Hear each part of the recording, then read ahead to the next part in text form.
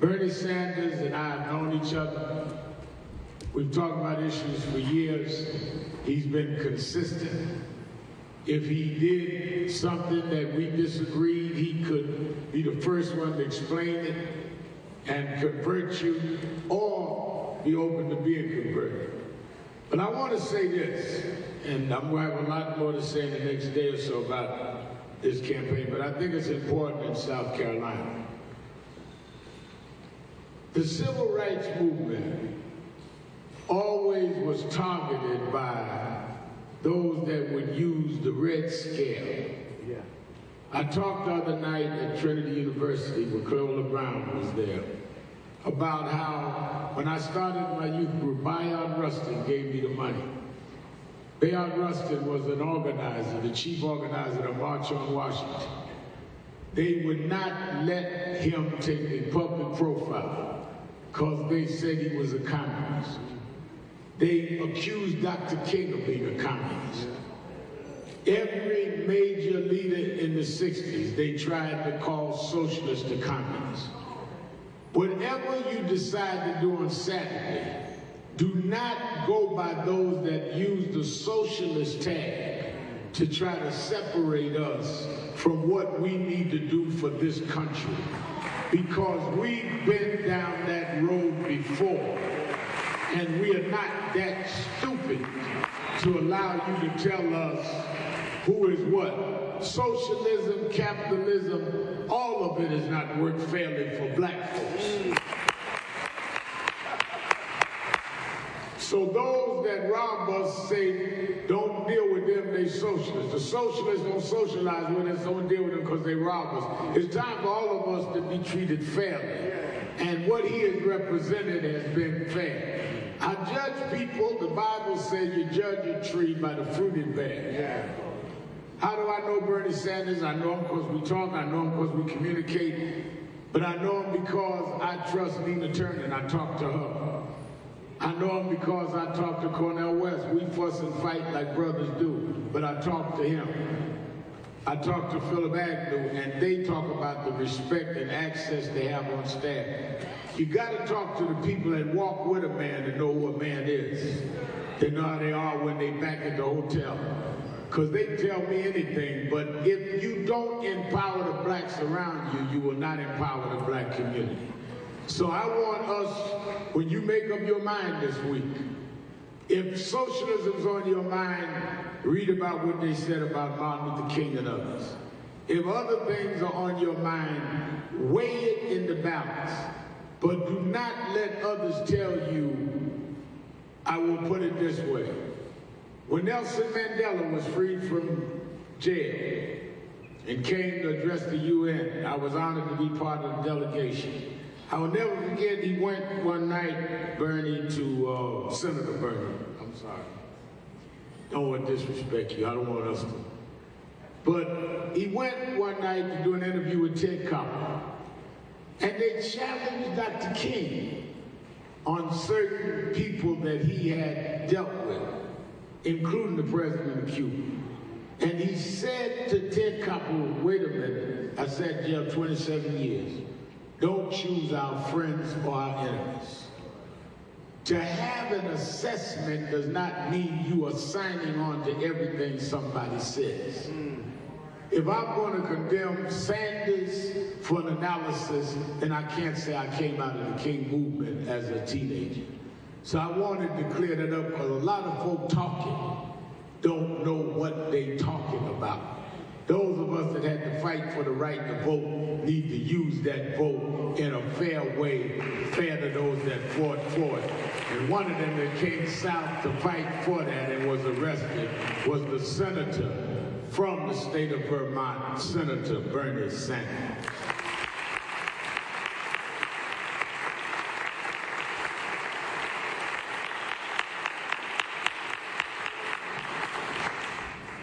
Well, let me begin by thanking Reverend Al and the National Action Network for the courageous work you do every single day. Whenever there is a national crisis, whenever there is an outbreak of white nationalism, I find the National Action Network and Al Sharpton there with courage. Thank you all very much for what you're doing. And let me say what everybody in this room knows, that it is a moral imperative that we defeat the most dangerous president in the modern history of this country. That we cannot tolerate for another 4 years a president who is a pathological liar, who is running a corrupt administration, who is a racist. Let's never, ever forget that before Trump took office, he was the leader of the so-called birther movement. All remember that? Trying not to disagree with President Obama, but to delegitimize him. That's the guy in the White House. He is a sexist, he is a homophobe, he is a xenophobe, and he is a religious bigot. And no matter what your political point of view may be, we as Americans understand that is not the kind of person we want in the White House. As Reverend Al kind of mentioned, I have been active in the civil rights movement for my entire adult life. I know that most candidates do not come forward and tell you about the times they were arrested. Probably not what you put on your resume. But I am proud to tell you that when I was a young man at the University of Chicago, I was arrested fighting housing segregation in Chicago. Took on the University of Chicago dealing with school segregation. Worked with SNCC and the civil rights movement in the South trying to provide the help that they desperately needed. And I know I date myself when I tell you I was there for the March on Washington for Jobs and Freedom back in 1963, and that Dr. King has played an enormously important role in inspiring what I do. But it's obviously not just Dr. King's dream who we are trying to fulfill. It's people like Ella Baker, who played a pivotal role in the NAACP and the SNCC movement. People like Fannie Lou Hamer, the co-founder of the Freedom Democratic Party. Old enough to remember that? People like the Reverend Jesse Jackson. And I am proud to tell you that in 1988, a long time ago, I was one of the few white elected officials. I was mayor of the city of Burlington who endorsed Jesse Jackson, who brought him to Vermont, and we won Vermont for Jesse Jackson. And I am very proud to tell you that I worked with the Reverend Al Sharpton for so many years on so many issues, and I applaud him for his courage. You know, when things get hot, some people run away, some people run toward it. Reverend Al and your movement runs toward the crisis and the danger, prepared to take on all kinds of opposition. Clearly, there have been ups and downs in the civil rights movement. We are all proud that in recent history we have passed major civil rights and voting rights laws. And I am old enough to tell you something, that 30 years ago, very few people in America would ever have believed that we would elect an African American as President of the United States and re-elect him. All right, we take it for granted now. Trust me, that was not always the case. And I was proud to support Barack Obama in both of his campaigns. And today, after the 2018 election, the Congressional Black caucus that I work with as chairman of the House Progressive Caucus, now has the largest number of members in its entire history. But of course, we still have much work to be done, especially under Trump. And as I have traveled this country, I've met with so many heroes for continuing the fight against racism in all of its ugly forms. And I think back now about a young woman named Erica Garner. I think many of you remember Erica Garner and her courage in standing up to police brutality and ugliness in New York City. And we also remember the memory of North Charleston's own Walter Scott and so many others who have lost their lives at the hands of police brutality. As Reverend Al just mentioned, Dr. King talked about socialism during his life. And what he said back then resonates today. This is what he said, and I quote, "This country has socialism for the rich and rugged individualism for the poor," end of quote. You all know what that means?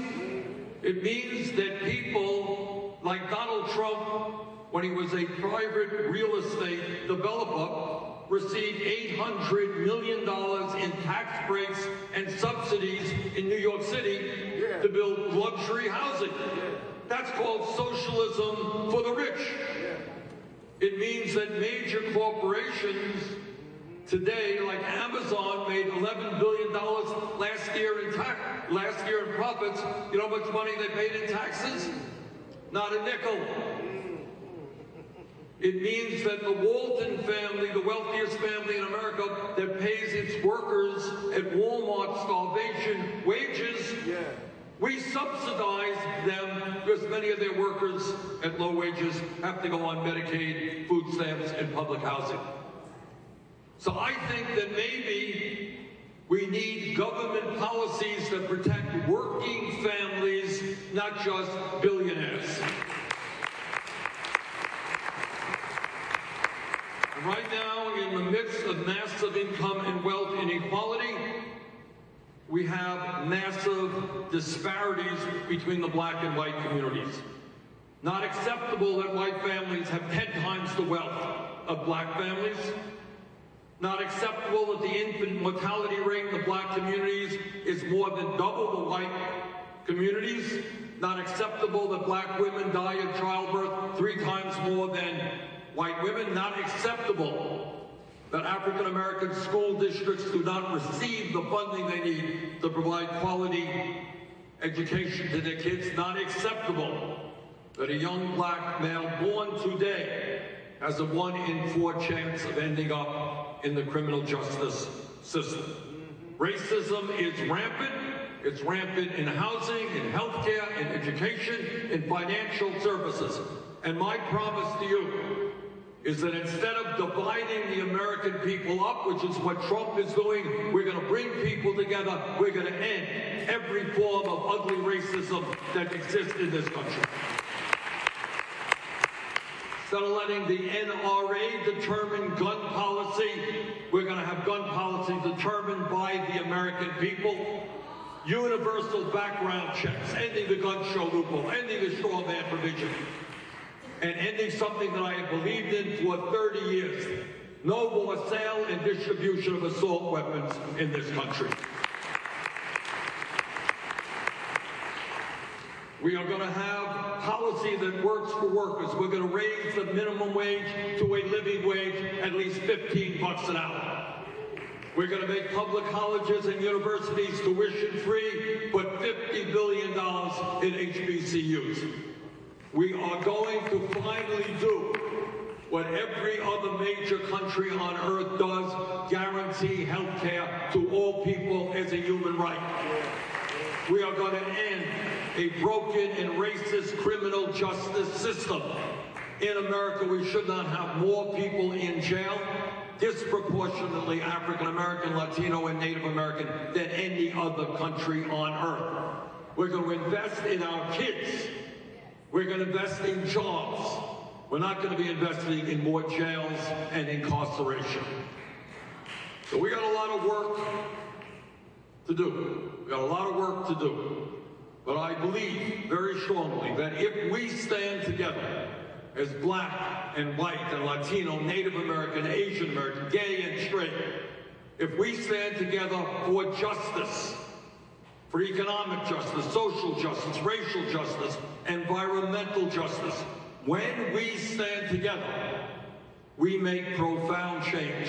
That is the history of the civil rights movement, millions of people standing up for justice. It is the history of the women's movement. It is the history of the labor movement. It's the history of the gay rights movement and the environmental movement. No matter how powerful people on the top may be, no matter how powerful the oppressors may be, when ordinary people stand up and they look about them and say, you know what, we demand justice. When that happens, there is no stopping us. And that is what this campaign is about. So again, I want to thank Reverend Al and all of you for the extraordinary work you do. Let us go forward together.